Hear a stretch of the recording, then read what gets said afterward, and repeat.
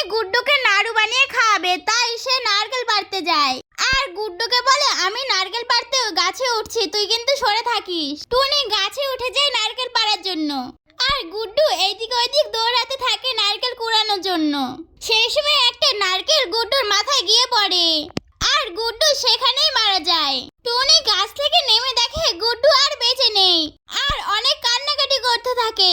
ঠিক তখনই সেখানে গুড্ডুর আত্মা বেরিয়ে আসে আর বলতে থাকে, মা মা তুমি কেঁদো না, আমি আবার তোমার কাছে ফিরে আসবো, কিন্তু একটা শর্তে, যদি সবাই ভিডিওকে লাইক এবং চ্যানেলকে সাবস্ক্রাইব করে দেয় তবেই।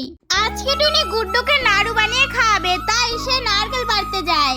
আর গুড্ডুকে বলে, আমি নারকেল পাড়তে গাছে উঠছি, তুই কিন্তু সরে থাকিস। টুনি গাছে উঠে যায় নারকেল পাড়ার জন্য, আর গুড্ডু এইদিক ওইদিক দৌড়াতে থাকে নারকেল কুড়ানোর জন্য। সেই সময় একটা নারকেল গুড্ডুর মাথায় গিয়ে পড়ে, আর গুড্ডু সেখানেই মারা যায়। টুনি গাছ থেকে নেমে দেখে গুড্ডু আর বেঁচে নেই, আর অনেক কান্নাকাটি করতে থাকে।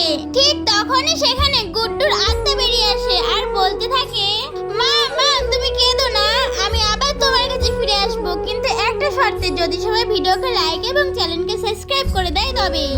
একদিন গুড্ডু তার খেলনা নিয়ে মাঠে খেলতে যাচ্ছিল, হঠাৎ করে তার সামনে একটা টাকলু রাক্ষস চলে আসে, আর টাকলু রাক্ষসটা গুড্ডুকে এক লাথি মেরে খেলনা গাড়িটা নিয়ে চলে যায়।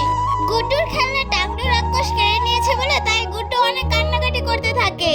আর গুড্ডু কান্নাকাটি করতে করতে বাড়ি ফিরে যায়। বাড়ি ফিরে গিয়ে তার মাকে সব ঘটনা খুলে বলে, আর টুনি পাখি সব কথা শুনে ডাইনির বাড়িতে যায়।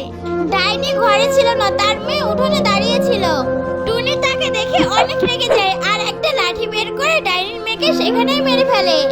একদিন গুড্ডু আর পুচকে নদীতে জল খেতে আসে, আর তখনই পুচকে এক লাঠি মেরে গুড্ডুকে নদীর জলে ফেলে দেয় আর সেখান থেকে চলে যায়। গুড্ডু সাঁতার জানতো না, তাই গুড্ডু সেখানেই ডুবে মারা যায়। টুনি দেখে অনেক রাত হয়ে গেছে, তাও গুড্ডু বাড়িতে আসে না, তাই টুনি শিয়ালে ছেলে পুচকির কাছে গিয়ে জিজ্ঞাসা করে, আর পুচকি বলে, টুনি মাসি আজকে তো সারাদিন আমি গুড্ডুকে দেখিনি।